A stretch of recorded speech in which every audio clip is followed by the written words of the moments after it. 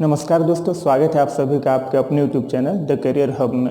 जैसा कि आपने इस चैनल के प्लेलिस्ट में देखा होगा, आपको मैथ, रीजनिंग, इंग्लिश, जीके जैसे के वीडियोस मिलते रहे हैं। ठीक इसी तरह आज से आपको बायोलॉजी के विषय के भी वीडियोस मिलते ही रहेंगे। एक पूरे बायोलॉजी जो भी विषय है, जितना आपके जनरल कंपटीशन के एग्ज़ाम में पूछा जाता है, उन पूरे सिलेबस को हम लोग बहुत ही आसान भाषा में कवर करेंगे, जीरो लेवल से लेकर हीरो लेवल तक। कहने का मतलब शून्य से शिखर तक। तो आज पहली क्लास है बायोलॉजी की, तो हम लोग शुरू करते हैं कि बायोलॉजी है क्या, इसमें हम लोग को क्या क्या पढ़ना होता है, किस तरह से सवाल पूछे जाते हैं, ये सब हम लोग आज के वीडियो में कंप्लीट करेंगे। तो आइए जैसा कि शुरू करते हैं कि बायोलॉजी इसका मतलब क्या होता है। सबसे पहले देखते हैं कि हिंदी में से क्या कहते हैं। क्लास को बाइलिंगुअल लैंग्वेज में लेकर चलेंगे ताकि हिंदी और इंग्लिश दोनों मीडियम के बच्चों को समझने में सुविधा हो। जैसे कि बायोलॉजी को हिंदी में बोलते हैं जीव विज्ञान। जीव विज्ञान। बायोलॉजी वर्ड जो है वो एक ग्रीक लेटर से उठाया गया है, ग्रीक वो वर्ड से उठाया गया, जिसका मतलब होता है एक बायोस और एक लॉगस। बायोस का मतलब होता है लिविंग, बायोस का मतलब होता है लिविंग, लाइफ या जीव। जबकि स्टडी, लोगस का मतलब है टू स्टडी या अध्ययन।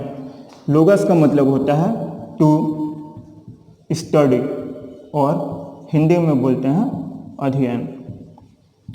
तो एक बहुत ही आसान भाषा में हम लोग कह सकते हैं कि व्हाट इज बायोलॉजी। अगर कोई आपसे पूछे कि जीव विज्ञान या बायोलॉजी क्या है, उसमें हम लोग क्या पढ़ते हैं, तो एक बहुत ही आसान भाषा में हम लोग देख रहे हैं कि कहते हैं जीव का अध्ययन, यानी जीवधारियों का अध्ययन। अगर एक बोलचाल की भाषा में कहना चाहें तो हम जीव बायोलॉजी का डेफिनेशन दे सकते हैं कि विज्ञान की, साइंस की वह शाखा जिसके अंतर्गत हम लोग जीवधारियों का विस्तृत अध्ययन करते हैं। जैसे अगर एक लाइन के में डेफिनेशन दिया जाए तो कह सकते हैं कि the branch of science in which we discuss about the study of living organism. जीवधारियों का विस्तृत अध्ययन ही जीव विज्ञान कहलाता है। शुरू में बहुत पहले ही जब विज्ञान और ब्रांचेस जो केमिस्ट्री, फिजिक्स ये सब अलग नहीं थे, जैसे कि हम लोग 10th लेवल पे साइंस पढ़ते हैं, उसमें एक ही बुक में फिजिक्स, केमिस्ट्री, बायोलॉजी सब पढ़ते हैं। मगर 11th में जब आते हैं तो फिजिक्स, बायो केमिस्ट्री सब अलग अलग हो जाता है। ठीक उसी तरह बहुत पहले हम लोग नेचुरल साइंस पढ़ते थे। ये बायोलॉजी जो है वो उसमें नेचुरल साइंस के अंदर ही आता था। इसे अरस्तु, एक वैज्ञानिक थे, उनका नाम था अरस्तु। इन्हें ही इंग्लिश में एरिस्टोटल कहते हैं, एरिस्टोटल। बायोलॉजी को नेचुरल साइंस से अलग करके एक शाखा बनाने का श्रेय अरस्तु को ही जाता है। आपने बहुत से विभिन्न प्रतियोगिता परीक्षाओं में क्वेश्चन देखा होगा कि who is the father of biology, या फिर जीव विज्ञान के जनक किसे कहते हैं, तो उसका आंसर होता है एरिस्टोटल। एरिस्टोटल ने ही, अरस्तु ने ही जीव विज्ञान को नेचुरल साइंस से अलग करके एक शाखा बनाया था। फिर आगे बढ़ते हैं कि बायोलॉजी जो शब्द है, अरस्तु ने उस चीज़ को बाहर जब किया, नेचुरल साइंस से अलग निकाला, तब हम लोग देखते हैं कि बायोलॉजी जो शब्द है ये किन्होंने दिया था। बायोलॉजी शब्द सबसे पहले किन्होंने दिया था, इस शब्द का प्रयोग किन्होंने किया था, उनका नाम था लैमार्क और ट्रेविरांस। लैमार्क और ट्रेविरांस, इन्होंने ही बायोलॉजी शब्द का सर्वप्रथम उपयोग किया था। बायोलॉजी के अंदर हम लोग आगे पढ़ेंगे कि एक होता है जूलॉजी और एक होता है बॉटनी। इसे दो भागों में बांटेंगे। जैसे कि आपने सुना होगा बायोलॉजी में जूलॉजी और बॉटनी। 11th-12th के सिलेबस में हमें अलग अलग पढ़ना होता है कि बायोलॉजी के अंदर क्या होता है और जूलॉजी के अंदर क्या होता है। तो बायोलॉजी से जब दो भागों में बांटेंगे तो एक भाग होगा हमारा जूलॉजी, जूलॉजी, और एक भाग होगा बॉटनी। जूलॉजी के अंदर हम लोग पढ़ेंगे जंतुओं के बारे में, जंतु जिससे आप कह सकते हैं प्राणी। जबकि बॉटनी, बॉटनी के अंदर हम लोग पढ़ते हैं पेड़ पौधों, पादप के बारे में, पादप और प्लांट्स के बारे में। जूलॉजी, जो जूलॉजी शब्द है, यह जूलॉजी के जनक भी एरिस्टोटल को ही कहते हैं, अरस्तु को ही कहते हैं। इन्हें जूलॉजी का जनक इसलिए कहा जाता है क्योंकि जब बायोलॉजी एक पूरे सब्जेक्ट एक शाखा में थी, तब इसमें से 500 से ज़्यादा जानवरों के बारे में, जंतुओं के बारे में एरिस्टोटल ने अपनी एक किताब लिखी थी जिसका नाम था हिस्टोरिया एनिमेलिया। एरिस्टोटल ने जो अपनी किताब लिखी थी उसका नाम था हिस्टोरिया एनिमेलिया। इसमें अरस्तु ने 500 से ज़्यादा जानवरों के बारे में डिटेल बताया था कि किस जानवर को क्या कहेंगे, किस आधार पर वर्गीकरण करेंगे कि ये बिल्ली है तो ये कैसे कहेंगे कि हाँ ये बिल्ली है, उसके रंग रूप रेखा क्या है। इस आधार पर उन्होंने अपनी किताब हिस्टोरिया एनिमेलिया में 500 से ज़्यादा जानवरों का जिक्र किया था। इसी कारण उनको जंतु विज्ञान या फिर जूलॉजी का जनक कहा जाता है। ठीक इसी तरह एक और वैज्ञानिक थे, उनका नाम था थियोफ्रेस्टस। उन्होंने पादप पेड़ पौधों के 500 से ज़्यादा जातियों के बारे में अध्ययन करके अपनी किताब हिस्टोरिया प्लैंट्रम, उनके किताब का नाम था हिस्टोरिया प्लैंट्रम, जिनमें उन्होंने 500 से ज़्यादा प्लांट्स का जिक्र किया था। किस आधार पर उनका वर्गीकरण करेंगे, किस आधार पर पहचानेंगे किस प्लांट को क्या कहते हैं, ये सब उन्होंने अपनी किताब हिस्टोरिया प्लैंट्रम में कहा था। तो अभी तक जितना मैंने बताया इसमें से आपने अक्सर देखा होगा 3-4 सवाल बहुत ही आम है जो कॉमन हर एग्जाम में लगभग पूछे जाते हैं। पहला कि फादर ऑफ बायोलॉजी कौन है, जीव विज्ञान के पिता किन्हें कहा जाता है, तो जीव विज्ञान के पिता कहते हैं अरस्तु को, एरिस्टोटल को। एक और क्वेश्चन होता है कि अरस्तु ने जूलॉजी के लिए जो किताब लिखी तो उस किताब का नाम क्या है, तो उस किताब का नाम है हिस्टोरिया एनिमेलिया। ठीक इसी तरह बॉटनी के लिए, बॉटनी में एक किताब का नाम होता है हिस्टोरिया प्लैंट्रम, जिसे थियोफ्रेस्टस ने लिखा था, जिसे थियोफ्रेस्टस ने लिखा था। चलिए कि अभी तो हमने देख लिया कि बायोलॉजी का बेसिक क्या होता है, क्या क्वेश्चन उठते हैं बेसिक से। अब हम लोग शुरू करते हैं वर्गीकरण, जीवधारियों का वर्गीकरण, किस आधार पर कौन कौन से जीवधारियों को क्या उनके गुण होंगे जिसके आधार पर उनको बांटा गया था। तो इसको मैं रब करता हूँ पहले। और एक बात थी, आप लोग देख रहे होंगे कि राइटिंग जो खराब है उस पर जोर ना दें, बातों को सुने और समझने पर जोर दें। लिखा हुआ तो आपको बहुत जगह मिल जाएगा, मगर इसे आसान भाषा में समझने की कोशिश करें। तो चलिए अब तो देखते हैं कि बायोलॉजी का अध्ययन मतलब कि जीवधारियों का अध्ययन, जीवधारियों के बारे में हम लोग को पढ़ना होता है, इन्हें कैसे बांटा गया है, इनका वर्गीकरण करने वाले कौन थे। तो सबसे पहला सवाल जो बनता है कि ये जीवधारियों को वर्गीकरण की शुरुआत किन्होंने की थी। तो एक साइंटिस्ट का नाम आपने सुना होगा जिनका नाम है कार्ल लिनियस। इन्हें ही जीवधार टैक्सोनॉमी, क्लासिफिकेशन, वर्गीकरण का जनक कहा जाता है। कार्ल लिनियस ने ही सबसे पहले 2 जगतीय वर्गीकरण की शुरुआत की थी। जो 2 जगतीय वर्गीकरण कहने का मतलब पूरे 2 जीवधारियों को 2 भागों में बांटा था, एक प्लांट और दूसरा एनिमल। मतलब एनिमल के अंदर रखेंगे जानवर जंतुओं को और प्लांट के अंदर रखेंगे पादप पेड़ पौधों को। ये बहुत बेसिक सा क्लासिफिकेशन था जिसके आधार पे भी बहुत से जीव जंतु थे जिन्हें हम वर्गीकरण नहीं कर पा रहे थे, वो प्लांट और एनिमल दोनों के जो भी गुण थे वो दिखाने लगते थे। तो इन चीज़ों को दूर करने के लिए एक और वैज्ञानिक हुए थे, उनका नाम था आर.एच. विटेकर। सुना होगा आपने कि इन्होंने ही 5 किंगडम क्लासिफिकेशन दिया था। आर.एच. विटेकर, इन्होंने ही 5 किंगडम क्लासिफिकेशन दिया था। 5 किंगडम क्लासिफिकेशन मतलब 5 जगत वर्गीकरण। 5 जगत वर्गीकरण में हम पढ़ेंगे कि किस आधार पर उन्होंने अलग अलग विभागों में उनको बांटा था। उन्होंने 5 भाग बांटे थे। पूरे 5 भागों में आर.एच. विटेकर के द्वारा जो वर्गीकरण किया गया था उसे हम लोग डिटेल में पढ़ते हैं। उन्होंने बांटा था कि मोनेरा, पहला उनका वर्गीकरण का आधार जो था उन्होंने लिया था मोनेरा को। उसके बाद आते थे प्रोटिस्टा, फंजाई, प्लांटेज और एनीमिया। जैसे अगर आपसे पूछा जाए कि वर्गीकरण जो आर.एच. विटेकर के द्वारा किया गया था उसका पूरा 5 भाग के बात के, तो 5 भाग में हमें देखना होगा कि कौन से क्या है, किसके क्या गुण थे, किस आधार पर बांटा गया। जैसे मान लीजिए कि आपने गांव से जब हम लोग निकलते हैं तो देखते हैं कि एक पंचायत होता है, पंचायत के अंदर 4, 5, 10, 12 जो भी गांव आते हैं। ठीक उसी तरह ये वर्गीकरण को आप मान लीजिए कि ये एक पंचायत है, उसके अंदर एक गाँव का नाम है मोनेरा, एक गाँव का नाम है मोनेरा, एक गाँव का नाम है प्रोटिस्टा, तीसरा गांव है उसका नाम है कवक, फंजाई, और चौथा गांव है उसका नाम है पादप, प्लांटी, और 5वां गांव है उसका नाम है एनिमिलिया। ठीक इसी तरह जब देखा जाए कि 5 गांव जब हुआ तो हर किसी एक गांव का कुछ अपना एक बेसिक स्ट्रक्चर है, उसमें कुछ कमियां होंगी, उस आधार पर उसको अलग किए होंगे कि हाँ ये गांव का ये पहचान है, इस गांव का नाम ये होगा।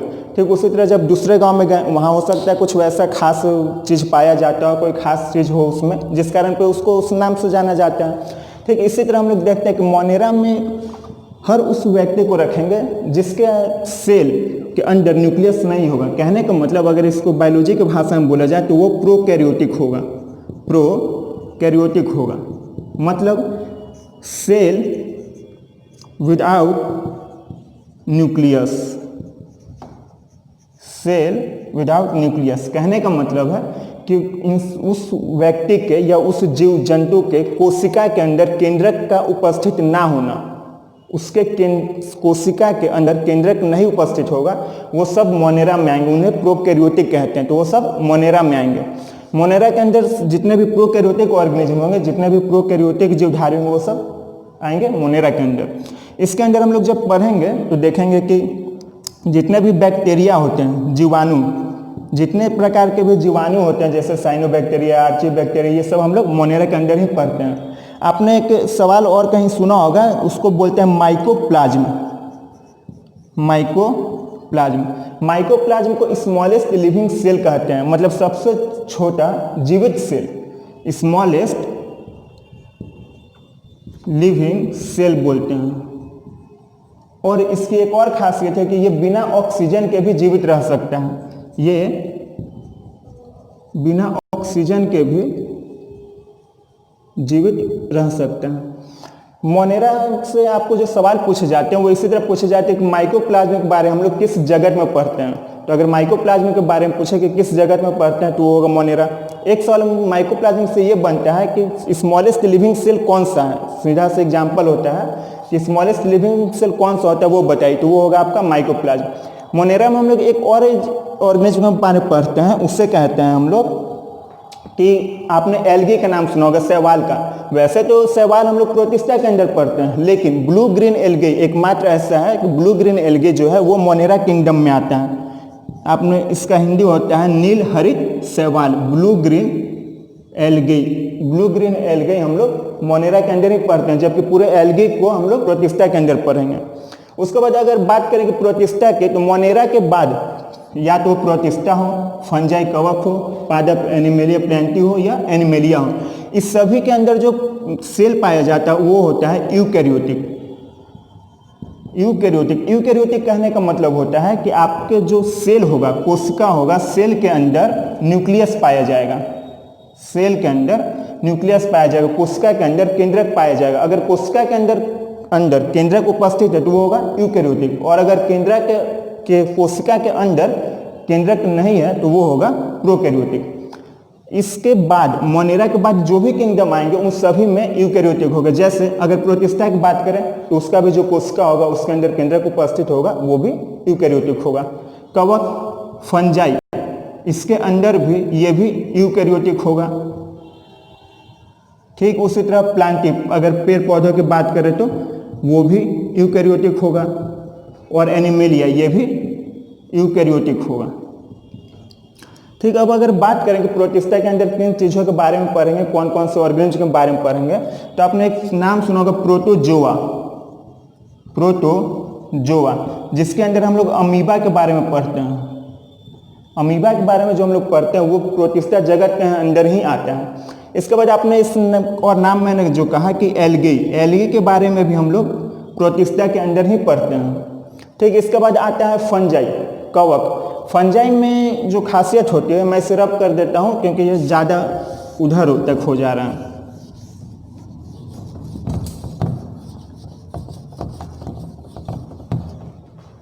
अब देखिए, अब आते हैं कि फंजाई, कवक में फंजाई भी पहली बात तो होगी कि यूकैरियोटिक होगा। इसके भी कोशिका के अंदर केंद्रक पाए जाएंगे तो ये यूकैरियोटिक होगा। दूसरा, आपने देखा होगा ब्रेड, जो हम लोग पावरोटी जिसको कहते हैं गांव की भाषा में, उसके ऊपर में देखोगे हरे हरे कभी काल कुछ भुआ जिसको कह दिया जाए वैसा दिखता है आपको। वो मॉल्स हुआ, या फिर ईस्ट हुआ जिसको सरा के शराब वगैरह बनाई जाती है, वो सभी फवक फंजी के अंडर ही पड़ते हैं। एक बहुत फेमस नाम है, आपने बहुत बार क्वेश्चन में देखा होगा, उसे बोलते हैं लाइकेन।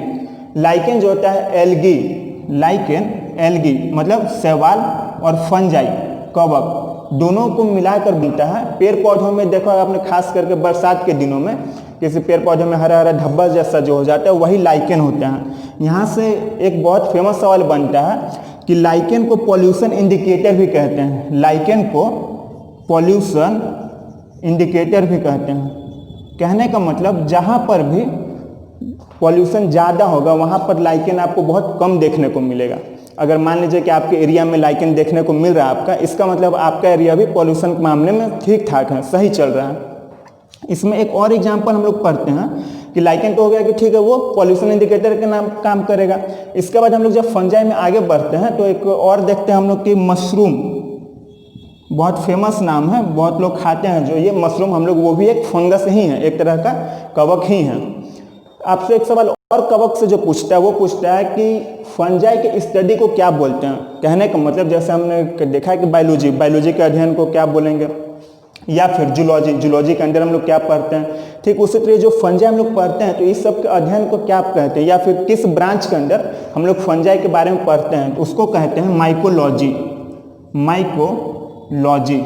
माइकोलॉजी के अंदर हम लोग फंजाई के बारे में पढ़ते हैं। और ठीक अगर उसी तरह आपसे पूछ दे एल्गी के बारे में, दोनों एक दूसरे से जुड़ते हुए शब्द हैं, इसलिए एल्गी के बारे में अगर पूछ दे तो आप बोल सकते हैं कि एल्गी में हम लोग फाइकोलॉजी के अंदर हम लोग एल्गी के बारे में पढ़ते हैं। अब आता है पादप, पेड़, प्लांट्स में हम लोग ये भी यूकेरियोटिक तो होंगे क्योंकि इनके कोशिका के अंदर भी जो केंद्रक पाया जाएगा तो ये भी यूकेरियोटिक होंगे। इनकी एक और खासियत जो होती है कि इनके कोशिका के ऊपर कोशिका भित्ति पाई जाती है। प्लांट के सेल के ऊपर सेल वॉल पाया जाता है, प्लांट में सेल के ऊपर उनके सेल वॉल पाया जाता है, इसलिए वो हम लोग से, मनुष्य से, एनिमल से, जो भी एनिमेलिया ग्रुप के अंदर ऑर्गेनिज्म आएंगे उनसे और प्लांट में ये डिफरेंस करता है, दोनों के बीच एक विभिन्नता लाता है। प्लांट के अंदर हम लोग पढ़ेंगे जितने भी, मान लीजिए कि आप आम का पेड़ बोलिए, गुलाब का पेड़ बोलिए, ये सब हम लोग प्लांटिंग के अंदर ही पढ़ते हैं। ठीक इसी तरह एक और जो फिफ्थ किंगडम क्लासिफिकेशन या फिर पांचवा जो है वो है एनिमेलिया। एनिमेलिया भी यूकेरियोटिक होगा, क्यों? क्योंकि इसके भी सेल के अंदर, कोशिका के अंदर केंद्रक पाया जाएगा, लेकिन यहाँ पर सेल वॉल नहीं होता है, यहाँ पर सेल वॉल नहीं होगा, कोशिका भित्ति नहीं पाई जाती है। एनिमेलिया के अंदर हम लोग पढ़ते हैं जैसे कि मैमल्स मतलब हम लोग मनुष्य हो गए, एव्स मतलब पक्षियों के बारे में, रेप्टाइल्स मतलब सरीसृप के बारे में, इन सभी के बारे में हम लोग एनिमेलिया में पढ़ते हैं। तो जैसा कि आर.एच. विटेकर ने एक बेसिक क्लासिफिकेशन दिया कि किसके अंदर क्या पढ़ेंगे, तो उसमें हम लोग 5 पढ़ते हैं। लिनियस ने तो 2 दिया था, एक प्लांट के लिए पादप जगत, दूसरा जंतुओं के लिए, जानवर के लिए एनिमल जगत, या फिर कहिए कि पादप जगत प्लांटों के लिए और एनिमल जगत जंतुओं के लिए, जिसको हम लोग जूलॉजी और बॉटनी में बांट लेते हैं। ठीक इसके बाद आर.एच. विटेकर ने अपना 5 किंगडम ऑफ क्लासिफिकेशन दिया। उन्होंने उसमें पूरे जीवधारियों को 5 वर्गों में बांटा। पहला मोनेरा, दूसरा प्रोटिस्टा, तीसरा कवक, चौथा पादप, पांचवा एनिमेलिया। इसमें कौन सा एग्जाम्पल होता है, किसमें अंदर क्या क्या हम लोग पढ़ेंगे, ये तो मैंने आपको बता दिया। इस एक पूरे क्लासिफिकेशन को एक चार्ट के तौर पर और देखते हैं, जो कि जैसा कि हमने पूरे क्लासिफिकेशन को देख लिया, किसमें कौन से ऑर्गेनिज्म आते हैं, किसमें क्या पढ़ना होता है। अब उस पूरे क्लासिफिकेशन को एक चार्ट के माध्यम से बहुत ही आसान भाषा में समझने की कोशिश करते हैं। जैसे सबसे पहले जीवधारियों, अगर ऑर्गेनिज्म की बात करें कि जीवधारियों को किस तरह से बांटा गया, तो सबसे पहले होता है ऑर्गेनिज्म जीवधारी। इनको 2 भागों में बांटा गया। पहला आधार था कि कोशिका के अंदर केंद्रक पाया जाता है या नहीं। जैसे कोशिका के अंदर केंद्रक नहीं पाया जाता है तो उसको बोलते हैं प्रोकैरियोटिक। अगर कोशिका के अंदर केंद्रक नहीं पाया गया तो उसे बोलेंगे प्रोकैरियोटिक, और अगर पाया जाता है तो उसे बोलते हैं यूकैरियोटिक। अब प्रोकैरियोटिक अगर बात करें तो मैंने जैसा कि आपको बताया कि मोनेरा के अंदर सभी उन ऑर्गेनिज्म को रखेंगे, सभी उन जीवों को रखेंगे जिनके कोशिका के अंदर केंद्रक नहीं पाया जाता है। इसका मतलब प्रोकैरियोटिक के अंदर सिर्फ मोनेरा आएगा, क्योंकि मोनेरा ही तो प्रोकैरियोटिक हो और उसके कोशिका के अंदर केंद्रक नहीं पाया जाता, तो प्रोकैरियोटिक मोनेरा के अंदर पूरा आ जाएगा।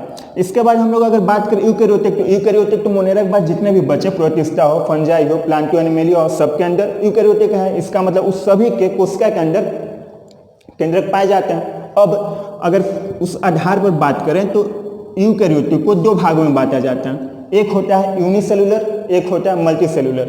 यूनिसेलुलर कहने का मतलब होता है एक कोशिकीय, जिनका शरीर एक कोशिका से बना होता है वो होता है यूनिसेलुलर, और जिनका शरीर एक से ज़्यादा कोशिका से बना होता है वो होते हैं मल्टीसेलुलर। जिनके कोशिका एक कोशिका से निर्माण हुआ है वो हुए यूनिसेलुलर, और जिनका शरीर बनने में एक से ज़्यादा कोशिका का इस्तेमाल हुआ वो होगा मल्टीसेलुलर। अब इस आधार पर देखा गया कि मोनेरा तो आ गए, प्रोकैरियोटिक होते हैं। प्रोटिस्टा, जो हम लोग प्रोटिस्टा की बात किए थे, वो प्रोटिस्टा यूनिसेलुलर यूकैरियोटिक होता है। मतलब प्रोटिस्टा के अंदर जो भी, प्रोटिस्टा जगत के अंदर जो भी जीव आएंगे वो यूनिसेलुलर होंगे, एक कोशिका के बने होंगे, और उनके कोशिका के अंदर केंद्रक भी उपस्थित होगा। ठीक, अब बात करें अगर मल्टीसेलुलर की, तो जब मल्टीसेलुलर की तरफ बढ़ेंगे तो वहां पर देखेंगे हम लोग कि सेल वॉल, कोशिका भित्ति, जैसा कि मैंने कहा कि फंजाई से सेल वॉल आना शुरू हो जाता है। फंजाई जो और किंगडम है उसके बाद सेल वॉल उपस्थित होना शुरू हो जाता है। तो फिर मल्टीसेलुलर को दो भागों में बांटेंगे, एक विथ सेल वॉल, कहने का मतलब जिनके कोशिका के बाहर कोशिका भित्ति पाई जाएगी, और एक विदाउट सेल वॉल, मतलब जिनके कोशिका के बाहर कोशिका भित्ति नहीं पाई जाएगी। अब विथ सेल वॉल और विदाउट सेल वॉल, तो विथ सेल वॉल में दो आएंगे, एक वो जो कि प्रकाश संश्लेषण की प्रक्रिया करते हैं अपने साथ, और एक वो जो कि प्रकाश संश्लेषण की प्रक्रिया नहीं करते हैं। तो प्रकाश संश्लेषण की प्रक्रिया करने में और नहीं करने में, तो ये तो हम लोग भी जानते हैं कि प्लांट जो है, पेड़ पौधे जो है वो प्रकाश संश्लेषण की प्रक्रिया करते हैं। इसका मतलब इसमें प्लांट आएंगे, और एक जो होंगे वो फंजाई आएंगे, जो कि प्लांट में प्रकाश संश्लेषण की प्रक्रिया नहीं करते हैं, लेकिन उनके कोशिका के बाहर कोशिका भित्ति पाई जाती है जो कि काइटिन की बनी होती है। फंजाई की कोशिका भित्ति काइटिन की बनी होती है। और एक जो कि बिना सेल वॉल के, अब बिना सेल वॉल के तो हम लोग हैं एनिमल वॉल, जिसमें एनिमेलिया किंगडम जो आता है उसके सेल के बाहर कोशिका भित्ति नहीं पाई जाती है। चलिए, अब तो हमने देख लिया चार्ट के माध्यम से किसमें कौन सा ग्रुप आता है, सभी चीज। तो बायोलॉजी का बेसिक क्या है, बायोलॉजी किसको कहेंगे, क्या कहेंगे, उसके अंदर क्या क्या पढ़ना होगा, वर्गीकरण, उसको किस आधार पर बातें हैं, किसमें कौन से आएंगे, ये सभी हमने देख लिया। अब रही इसके बाद जो भी आगे के सिलेबस होगा, कोशिका के बारे में, सेल, टिश्यू, उत्तक, या फिर ह्यूमन बॉडी, बायोलॉजी, जूलॉजी के, बॉटनी के सभी टॉपिक्स जो भी होंगे उन सभी को हम लोग आगे के वीडियो में देखेंगे। तो वीडियोस के अपडेट आपको मिल सके समय पर, इसलिए आप चैनल को सब्सक्राइब कर लीजिए, लाइक वीडियो को जरूर कीजिएगा अगर आपको पसंद आए तो, और अपने दोस्तों के साथ भी शेयर कीजिएगा।